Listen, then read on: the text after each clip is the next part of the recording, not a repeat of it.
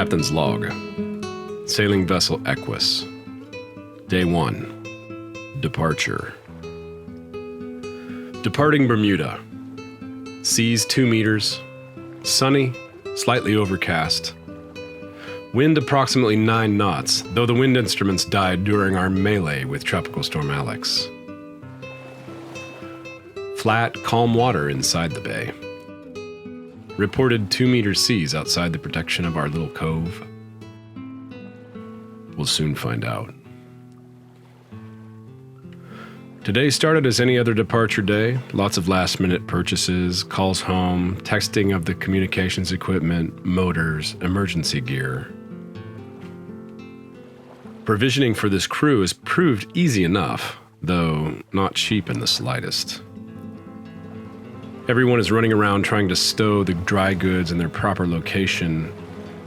The difference this time was, there are no proper locations on a boat you don't know.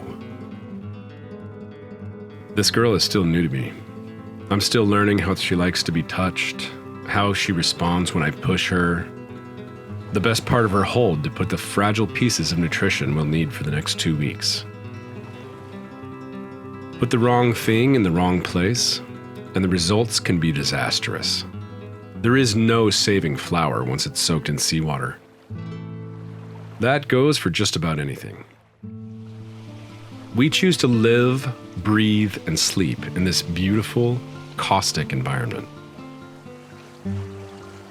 They say the sea cleanses your soul. Well, it also dissolves. It dissolves more substances than any other liquid on the planet, eating through aluminum cans in a matter of days. I need to remind the crew not to put the aluminum cans in the bilge.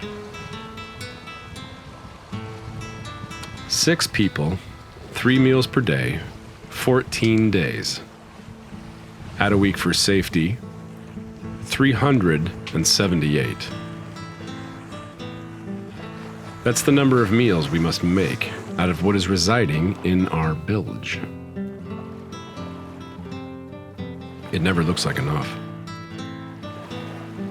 We fumble through the rest of the stowing process. On any other boat, I'd know exactly where to put everything. But this is a process. This process of courting and understanding a new boat can take years. I've had 1 month. And now, we're setting course 2,300 nautical miles east-northeast to a tiny piece of archipelago in the center of the Atlantic Ocean known simply as the Azores.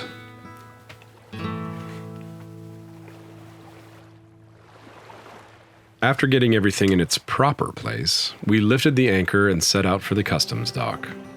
This dock is conveniently set upon an island in the northwest part of St. George's Harbor, Bermuda. It's a deep draft dock with a minimum 15 feet of water under your keel. That means it can fit boats up to 100 feet.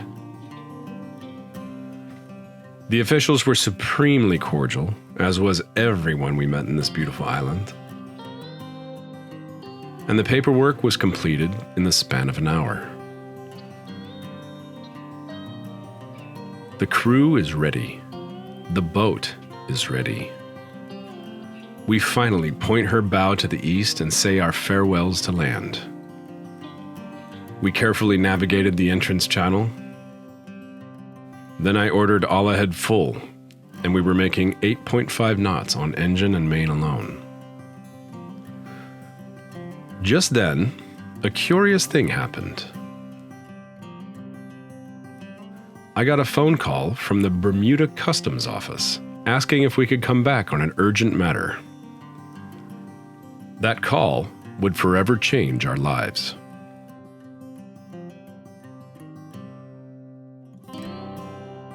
We didn't say it. We didn't need to. The apprehension was there for all of us. Palpable. What did we do? What did these officials want from us? Everyone had their passports? Check. Expired? Check. Did we do something wrong? Empty box. As we drifted to within a boat's length of the dock, a curious stranger caught our bow line. He wasn't wearing a uniform, nor did he have the demeanor of an official. They carried themselves differently, nonchalantly, almost as if they're completely uninterested in anything going on around them. But you know they're watching everything. Like a cat. This kid was no cat. He was a puppy, holding the line with a dumbfounded grin on his face. He took orders well enough, and we got the boat tied up.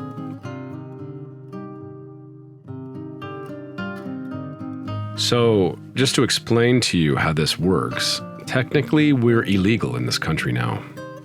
Our passports, all our paperwork, everything we own says we left this rock. An errant thought passes through me. Now would be a perfect time to make us all disappear. It leaves just as quickly as it came, thank God, but leaves behind just a little bit of shimmer. Does everyone have these type of thoughts?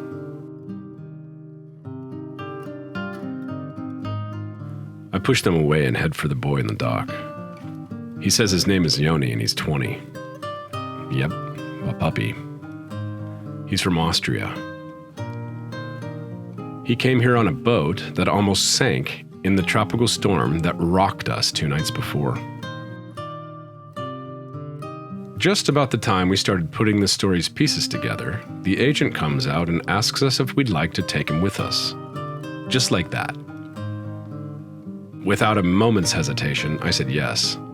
I mean, the kid has some big brass balls to get on a ship with a bunch of strangers after nearly dying on the first ship with a bunch of strangers.